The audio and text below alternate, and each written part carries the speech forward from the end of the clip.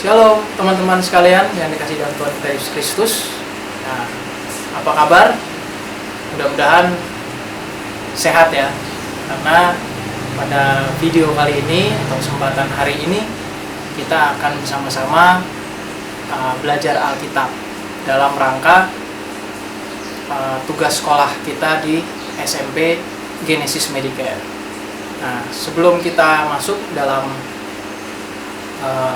pembelajaran atau mungkin renungan kali ini, teman-teman sekalian, kita satu dalam doa. Mari kita berdoa. Ya Allah Bapa dalam kerajaan surga, terima kasih ya Tuhan atas kesempatan pada hari ini. Tuhan sendiri yang mau memberikan kembali kesempatan pada hari ini untuk bersama-sama mendengarkan dan merenungkan akan kebenaran firman Tuhan. Pimpin kami ya Tuhan dari awal hingga akhir perenungan kali ini, sehingga kami dapat mengerti apa yang kami baca dan kami renungkan.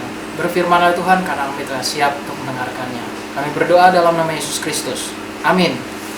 Baiklah teman-teman sekalian yang dikasihi dalam Tuhan kita Yesus Kristus, pada kesempatan kali ini kita akan membaca Alkitab yang terambil dari 1 Korintus pasal 15 ayat 33 sampai 34.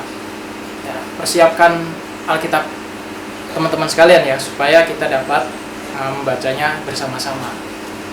1 Korintus pasal 15 ayat 33 sampai dengan 34, demikian firman Tuhan. Janganlah kamu sesat, pergaulan yang buruk merusakkan kebiasaan yang baik. Sadarlah kembali sebaik-baiknya dan jangan berbuat dosa lagi. Ada di antara kamu yang tidak mengenal Allah. Hal ini kukatakan supaya kamu merasa malu. Demikian firman Tuhan. Teman-teman yang dikasihi dalam Tuhan kita Yesus Kristus, pada kesempatan hari ini kita akan merenungkan dengan tema komunitas yang memberkati. Komunitas yang memberkati terambil tadi dari 1 Korintus pasal 15 ayat 33 sampai 34 yang sudah tadi kita baca bersama-sama. Nah, teman-teman sekalian, sebenarnya komunitas yang memberkati itu seperti apa ya teman-teman ya? Komunitas yang memberkati. Nah, komunitas yang memberkati itu adalah ya komunitas seperti gereja ataupun sebagai kumpulan orang Kristen. Namun yang menjadi pertanyaan atau penekanan dalam renungan kita pada kali ini adalah bagaimana kita membuat suatu komunitas yang memberkati. Bagaimana kita membuat suatu komunitas yang memberkati. Yang pertama, komunitas yang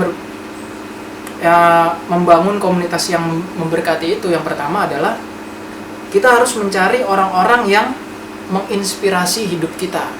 Seperti di sini tertulis 2 Timotius 3 ayat 16. 2 Timotius 3 ayat 16 di situ mengatakan bahwa firman Tuhan itu bersifat atau akan menegur dan juga akan menyatakan mana yang benar, mana yang salah. Surat 2 Timotius ini juga memberikan kita pedoman supaya kita menjadi komunitas yang menginspirasi secara individu maupun secara kelompok. Itu yang pertama teman-teman. Mencari orang-orang yang menginspirasi hidup kita. Yang kedua, terdapat dalam Amsal pasal 28 ayat 20, yaitu kita harus mencari orang-orang yang kita percaya dan yang mempercayai kita juga. Amsal 28 ayat 20. Ini syarat yang kedua teman-teman ya.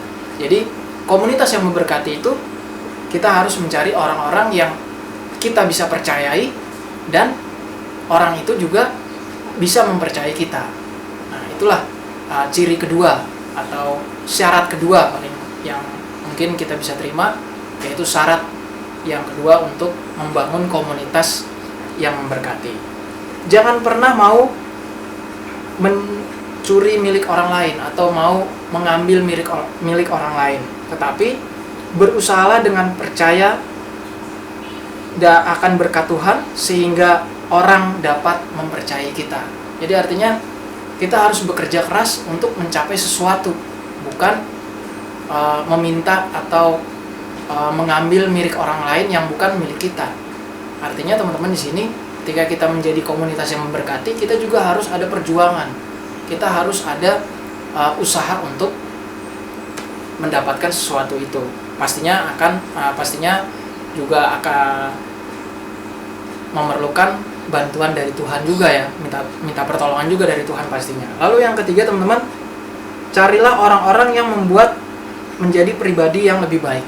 Jadi kita juga mencari orang yang memang membuat kita menjadi lebih baik, bukan merusak atau malah menjerumuskan kita ke perbuatan yang tidak benar atau ke perbuatan dosa. Jadi kita harus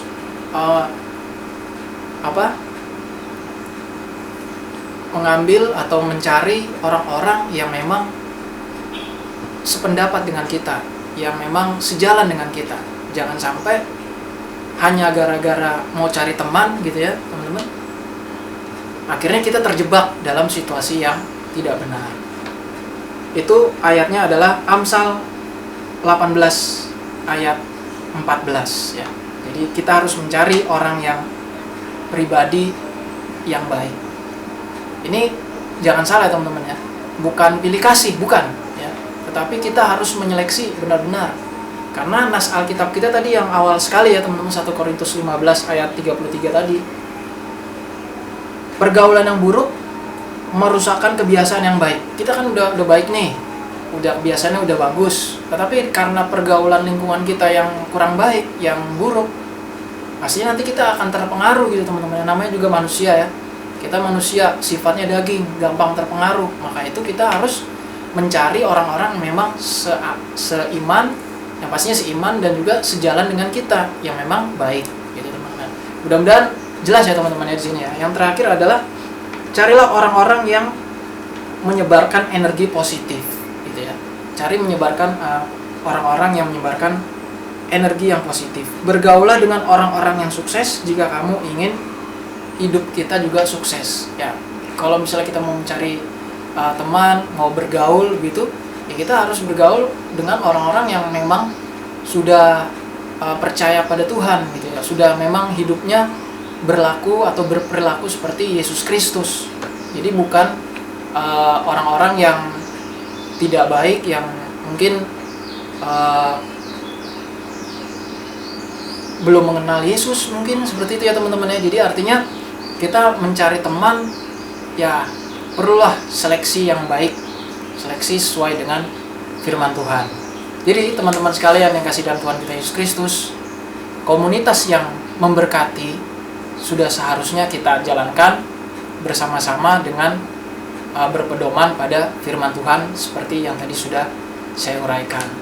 Semoga apa yang saya bagikan bagi teman-teman sekalian untuk kelas 7 dan kelas 8 ya, SMP Genesis Medicare, kiranya beroleh manfaat bagi teman-teman sekalian. Kiranya Tuhan kita Yesus Kristus memberkati kita. Amin. Demikian renungan kita pada kesempatan hari ini ya teman-teman ya.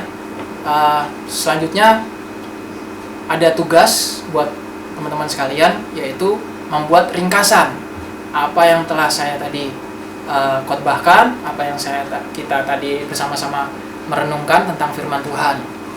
Nah, teman-teman juga bisa membuat ringkasannya dalam bentuk Office Word atau PDF, bisa, dan langsung kirim ke saya gitu ya, artinya lewat jalur pribadi WhatsApp. Begitu aja teman-teman ya. Inilah video kali ini, demikian video kali ini, semoga bermanfaat. Tuhan Yesus memberkati. Shalom.